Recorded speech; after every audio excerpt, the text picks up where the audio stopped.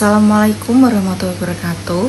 Perkenalkan, saya Novika Cahya Dewi, NIM 2310410091 dari kelas C6 UDN. Hari ini saya akan membahas tentang permasalahan anak usia dini di lingkungan PAUD. Pendidikan anak usia dini bertugas memberikan upaya untuk membimbing, menstimulasi, mengasah, dan pemberian kegiatan yang menghasilkan anak dengan kemampuan dan keterampilannya. Pendidikan anak usia dini adalah pendidikan yang diselenggarakan dengan tujuan untuk memfasilitasi pertumbuhan dan perkembangan anak secara menyeluruh pada perkembangan seluruh aspek kepribadian. Aspek perkembangan anak salah satunya yaitu perkembangan sosial emosional yang mencakup perilaku anak dalam lingkungannya. Perkembangan sosial emosional anak merupakan dua aspek yang berbeda, tetapi tidak dapat dipisahkan satu sama lain. Dengan kata lain, membahas perkembangan emosi harus bersinggungan dengan perkembangan sosial anak. Demikian pula sebaliknya, membahas perkembangan sosial anak harus melibatkan perkembangan emosional anak. Perilaku sosial sangat erat hubungannya dengan perilaku emosionalnya walaupun memiliki pola yang berbeda. Oke, yang pertama ada tantrum. Tantrum berasal dari kata temper, yaitu yang berarti tendensi to be angry atau mudah marah, sedangkan tantrum berarti marah. Jadi secara istilah, temper tantrum berarti perilaku marah. Anak dengan temper tantrum memiliki kelemahan dalam mengendalikan emosinya. Alhasil ia meluapkannya dengan bentuk kemarahan secara berlebihan. Setidaknya ada 3 jenis temper tantrum pada anak. Yang pertama, manipulatif tantrum. Terjadi jika seorang anak tidak memperoleh apa yang ia inginkan. Yang kedua, verbal frustration tantrum. Jenis ini terjadi jika anak tahu apa yang ia inginkan, tetapi tidak tahu bagaimana cara ia menyampaikan keinginan dengan jenis kepada orang lain.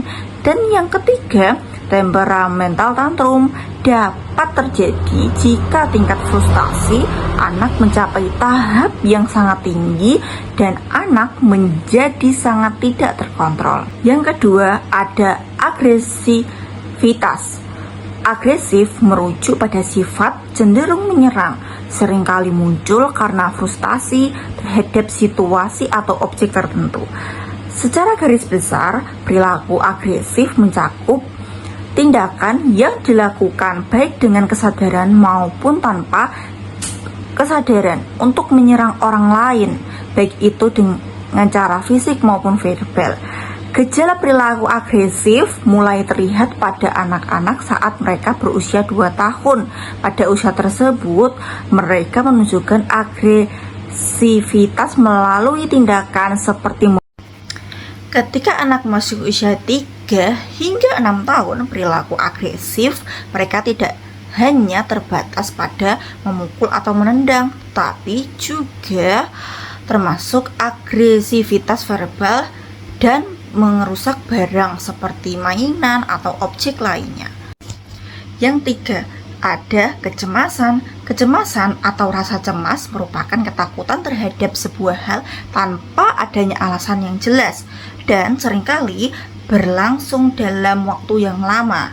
Rasa takut ini sering disertai dengan perasaan gelisah dan khawatir bahwa hal-hal buruk akan terjadi seperti kematian atau kecelakaan. Pada anak-anak, kecemasan umumnya muncul sekitar usia 3 tahun dan dapat muncul dalam bentuk kekhawatiran, kehilangan kasih sayang orang tua, takut akan rasa sakit, kehilangan kasih orang tua, merasa berbeda dengan orang lain, atau mengalami peristiwa tidak menyenangkan. Dan yang terakhir, ada kesulitan bersosialisasi. Lingkungan di mana anak tinggal sangat memengaruhi tingkat kemampuan mereka dalam bersosialisasi. Suasana sosial yang kaya akan meningkatkan jiwa sosial anak, namun jika lingkungan tidak mendukung, kemampuan sosial mereka akan terpengaruh. Orang tua menjadi orang pertama yang mengajarkan dan membimbing anak dalam berinteraksi sosial. Bahkan, faktor genetik dari orang tua berperan besar. Contohnya, jika anak memiliki orang tua yang cenderung pendiam dan kurang ramah, sifat tersebut kemungkinan akan menurun kepada anak atau ditiru oleh mereka. Sebaliknya, anak yang tumbuh di lingkungan di mana orang tuanya aktif bersosialisasi akan cenderung mengikuti jejak tersebut. Orang tua adalah lembaga pertama yang memberikan pendidikan bagi anak. Oke, selanjutnya saya akan menjelaskan tentang faktor penyebab dan dampak permasalahan yang anak di PAUD. Oke, saya akan menyebutkan apa saja faktor yang mempengaruhi permasalahan pada anak usia dini. Yang pertama, ada faktor keluarga. Faktor keluarga, khususnya orang tua, menjadi penyebab utama munculnya permasalahan pada anak. Kurangnya pengetahuan orang tua dalam mendidik anak dapat menyebabkan perlakuan yang kurang tepat, bahkan mengarah pada kekerasan terhadap anak. Selain itu, penelitian menunjukkan bahwa tingkat pendidikan, pekerjaan, dan kondisi ekonomi orang tua memiliki hubungan dengan munculnya permasalahan pada anak. Orang tua dengan pendidikan rendah cenderung kurang memahami pola asuh yang baik sehingga berpotensi melakukan kesalahan dalam mendidik anak. Yang kedua, ada faktor lingkungan sosial. Lingkungan sosial juga berperan penting dalam mempengaruhi perkembangan anak usia dini. Lingkungan yang tidak kondusif dapat memperburuk kondisi psikologis anak dan memicu munculnya berbagai permasalahan. Anak yang berada dalam lingkungan kurang mendukung, seperti lingkungan yang penuh konflik atau kurang interaksi sosial, cenderung mengalami kesulitan dalam beradaptasi dan berinteraksi dengan orang lain. Hal ini sejalan dengan hasil penelitian yang menyebutkan bahwa faktor eksternal seperti lingkungan sangat berpengaruh terhadap perilaku dan kepribadian anak. Dan yang terakhir ada faktor internal anak. Selain faktor eksternal, terdapat juga faktor internal yang berasal dari dalam diri anak. Faktor ini meliputi kondisi emosional, kepribadian, serta kemampuan anak dalam berinteraksi sosial. Penelitian menunjukkan bahwa permasalahan seperti sifat pemalu pada anak dapat dipengaruhi oleh faktor internal dan eksternal. Anak yang memiliki kecenderungan pemalu akan mengalami kesulitan dalam berinteraksi sosial serta kurang percaya diri dalam lingkungan baru. Nah, yang selanjutnya ada dampak permasalahan anak usia dini, yaitu ada 3. Yang pertama, dampak psikologis. Permasalahan pada anak seperti kekerasan atau pola asuh yang tidak tepat dapat menimbulkan gangguan psikologis. Anak menjadi korban kekerasan dapat mengalami tekanan emosional, rasa takut, serta trauma yang berkepanjangan. Selain itu, anak juga dapat mengalami rendahnya rasa percaya diri dan penilaian negatif terhadap dirinya sendiri. Hal ini akan mempengaruhi perkembangan kepribadian anak di masa depan. Yang selanjutnya ada dampak sosial. Dari segi sosial, permasalahan anak usia dini dapat menyebabkan kesulitan dalam berinteraksi dengan lingkungan sekitar.